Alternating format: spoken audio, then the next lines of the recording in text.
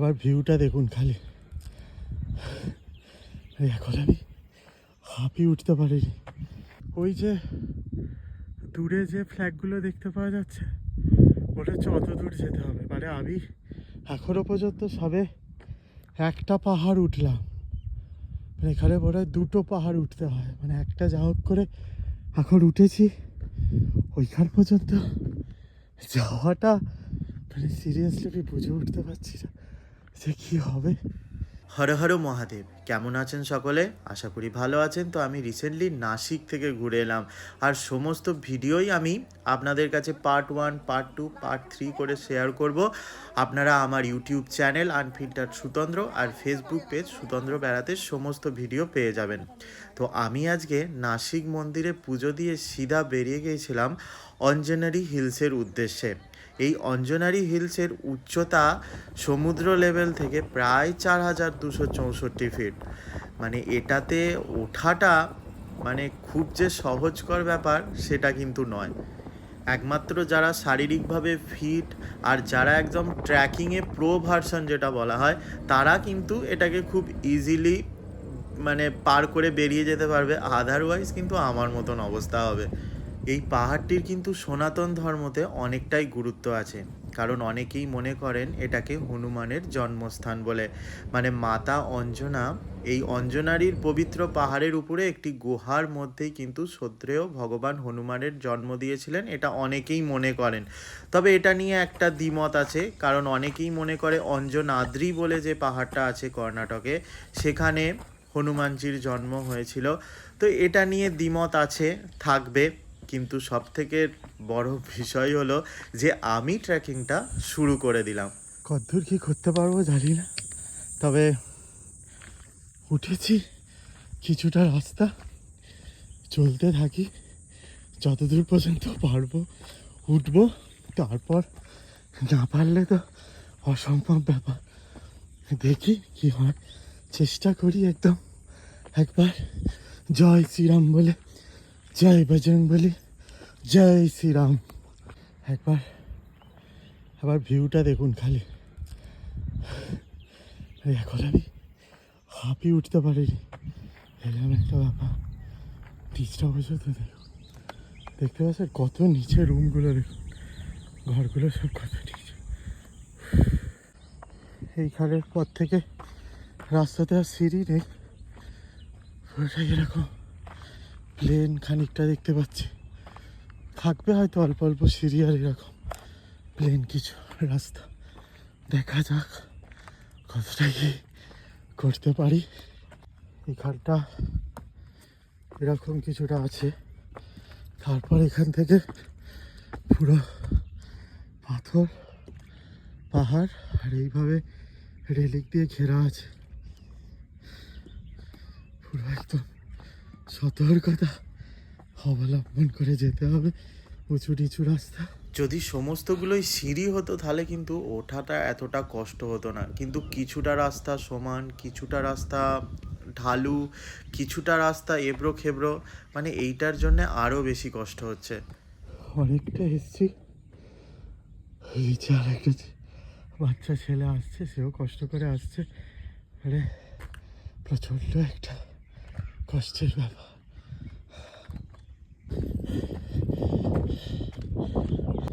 এই পথ অতিক্রান্ত হতে পারে শুধুমাত্র একটাই নামে, রাম রাম রাম। ধোকাদায়ক। ভিডিওটা যখন নিজেই এডিট করতে বসেছি তখন ভাবছি যে আমি এই রাস্তাটাতে ওঠার যে মাথায় বুদ্ধিটা সেটা কোত্থেকে এসেছিল, মানে সেটা এখনো পর্যন্ত আমি ভেবে উঠতে পারিনি। মানে একবার দেখুন যে পাহাড়ের থেকে মানে নিচের ভিউটা দেখুন, মানে এখান থেকে কেউ যদি পড়ে মানে তা একদম পুরো ছ্যাদরা ফেদরা হয়ে যাবে, এইরকম একটা ব্যাপার। এতক্ষণ একটা সাইডবোর্ড দেখতে পেয়েছি, তো এইখানে একটা বসার জায়গা করে দেওয়া আছে, এইখানে মানুষে বসে। উপরে চিল শকুন সব উড়ছে, ভিউটা দেখুন একবার শুধু, অনেকটা উপরে এসছি, মানে শেষ পর্যন্ত কি করব সেটা রাবি জানে আর হনুমানজি জানে, কিন্তু যাওয়ার চেষ্টা একটা রাখছি, কিন্তু কতদূর কি করতে পারবো সত্যিই জানি না কিছুই। তবে মনে হচ্ছে যে ওই যে দূরে যে ফ্ল্যাগগুলো দেখতে পাওয়া যাচ্ছে ওটা হচ্ছে অত দূর যেতে হবে। মানে আমি এখনো পর্যন্ত সবে একটা পাহাড় উঠলাম, মানে এখানে মনে হয় 2টো পাহাড় উঠতে হয়, মানে একটা যা হোক করে এখন উঠেছি। ওইখান পর্যন্ত যাওয়াটা মানে সিরিয়াসলি আমি বুঝে উঠতে পারছি না যে কী হবে। মানে এত প্রচণ্ড গরম, গেঞ্জি তো খুলে ফেলেছি, মানে আমার পক্ষে সম্ভব হলো না গেঞ্জি পরে থাকা। মানে এখনও একটা পাহাড়, মানে আমি বুঝে উঠতে পারছি না যে কি করে আমি উঠবো। তবে দেখা যাক, শ্রীরামের যদি কৃপা থাকে, হনুমানজির যদি কৃপা থাকে, তাহলে অবশ্যই পৌঁছাতে পারবো।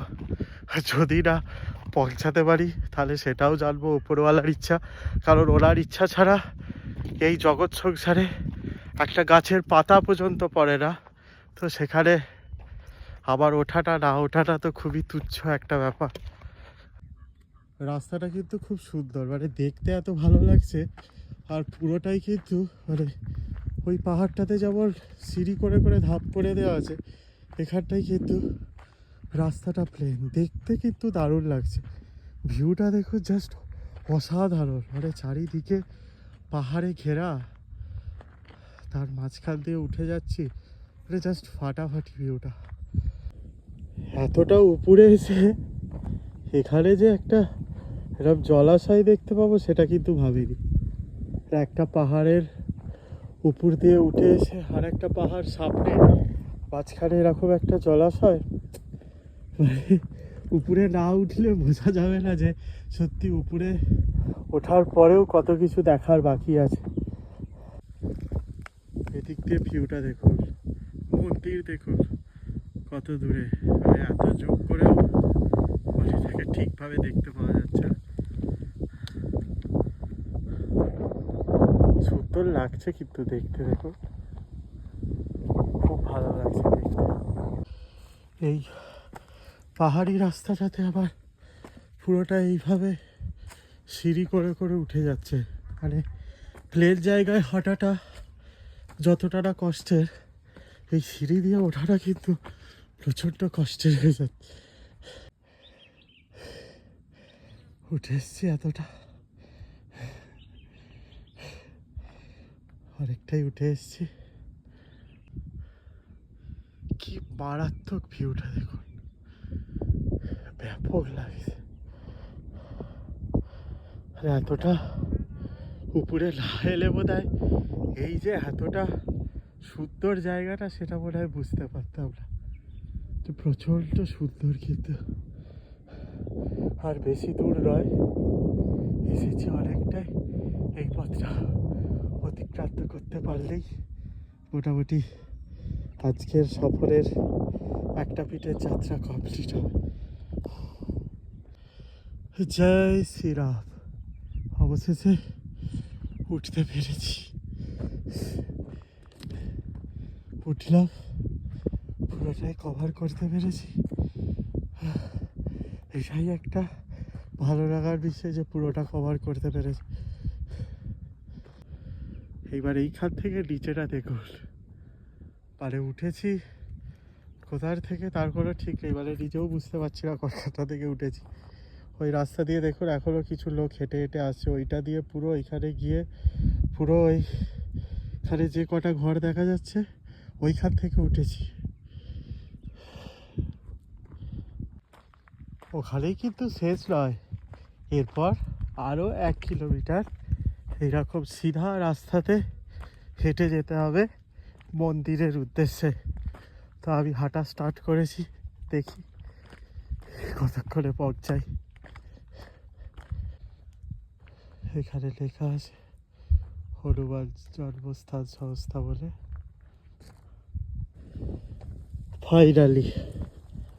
ফাইনালি দেখা মিলেছে মন্দিরের। তাও এখনো অনেকটা পথই যেতে হবে, অনেকটা মানে 500 মিটার মতো। এতটা পথ যখন আসতে পেরেছি তখন এইটুকু পথ যেতে পারবো আশা করা যায়। দেখতে পাচ্ছেন আছে, একদম লোক নেই বললে হবে না। উঠছে কিছু লোক, হয়তো সারাদিনে হতে পারে যে 200, 300, 400 লোক উঠছে। একদম উঠছে না বললে হবে না, উঠছে। দেখুন না ওখানে দূরে ঠিকভাবে দেখলে দেখতে পাবেন 5-7 জন এখনই রয়েছে মন্দিরে।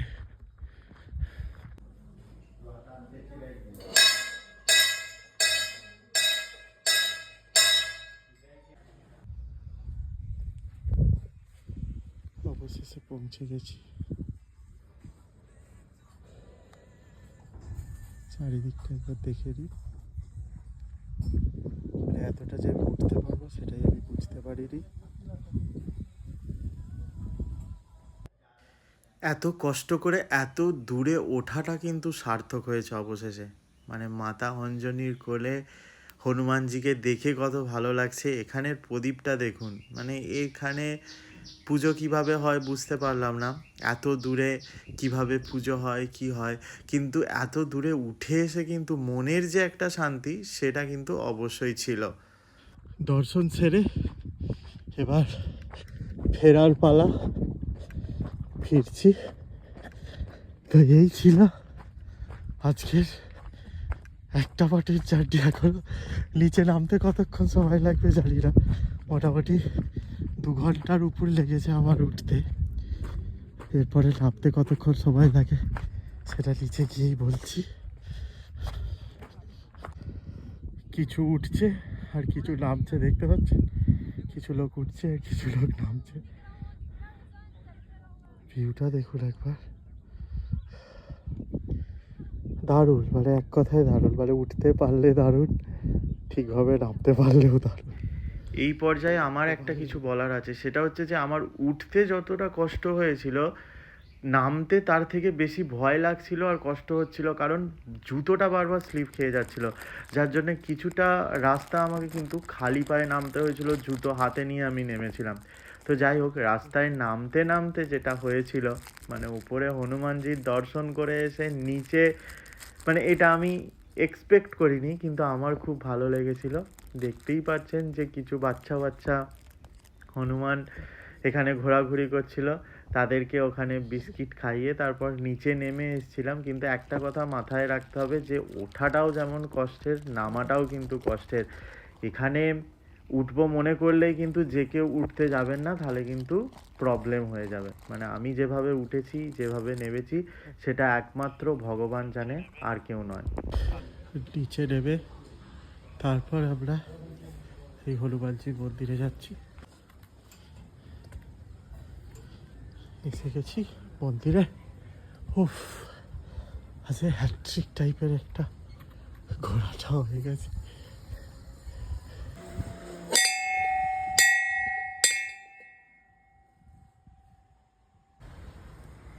एक साइड है गणेश जी और एक साइड शनिदेव, और ये है আমাদের और यहाँ पर है अंजनी माता बजरंगबली।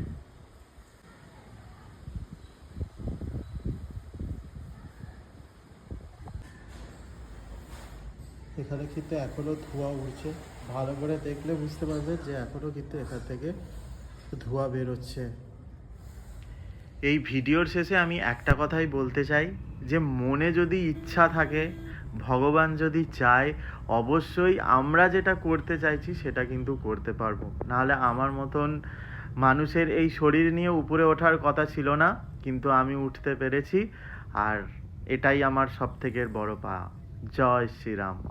আমার আজকের ভিডিওটা এখানে শেষ হলেও আমার যাত্রা কিন্তু এখানে থেমে যায়নি। মানে এরপরে আমি আবার বেরিয়ে পড়েছিলাম শনি শিগনাপুর মন্দিরে বাবা শনিদেবের উদ্দেশ্যে, যেখানে মহিলাদের প্রবেশ কিন্তু নিষেধ ছিল। 8ই এপ্রিল 2016 পর থেকে তবে মহিলাদের গর্ভগৃহে প্রবেশ করার অনুমতি দেয় সরকার। আর এটার সবথেকে একটা বড় বৈশিষ্ট্য হলো এই গ্রামটাকে দরজা ছাড়া একটা গ্রাম বলে বলা হয় শুনেছি, মানে দরজাবিহীন অস্তিত্বকে এখানে আলিঙ্গন করা হয়েছে। স্থানীয়রা ভাবে যে যদি চুরি করার কেউ প্রচেষ্টা করে তাহলে তাৎক্ষণিকভাবে একটা ঐশ্বরিক শাস্তি পাওয়া যায়, যার জন্যে কিন্তু এখানে শতাব্দীর পর শতাব্দী ধরে অপরাধমুক্ত সম্প্রদায় নিশ্চিত করার জন্যে দরজাবিহীন একটা গ্রাম রয়েছে। সেই মন্দিরে শনিদেবের দর্শন করে সিধা আবার বেরিয়ে গিয়েছিলাম সাই বাবার উদ্দেশ্যে শিরডি। তাই পরপর আসছে অনেকগুলো ভিডিও, আর সমস্ত ভিডিও দেখার জন্য আপনাদেরকে আমার চ্যানেল আনফিল্টার্ড সুতন্দ্রকে সাবস্ক্রাইব করে দিতে হবে বা ফেসবুক পেজ সুতন্দ্র বেড়াকে ফলো করে দিতে হবে। দেখা হচ্ছে আপনাদের সাথে নেক্সট ভিডিওতে। ততক্ষণ পর্যন্ত সকলে সুস্থ থাকুন, ভালো থাকুন।